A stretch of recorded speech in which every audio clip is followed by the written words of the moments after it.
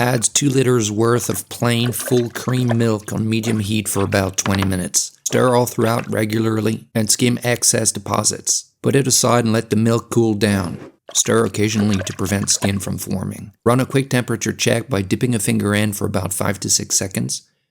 Must be warm but not burning hot to the touch. Add 1 store-bought plain yogurt for insemination into an airtight container. Pour in the milk, mix well and cover. Prepare your yogurt maker substitute by adding boiling water into a good enough heat-retaining container, here a rice cooker pot. Place both containers under a thick cloth or towel for at least 12 hours, 24 at best.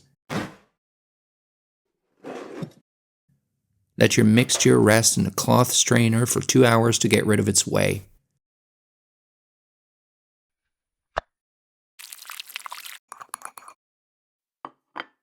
Take it out.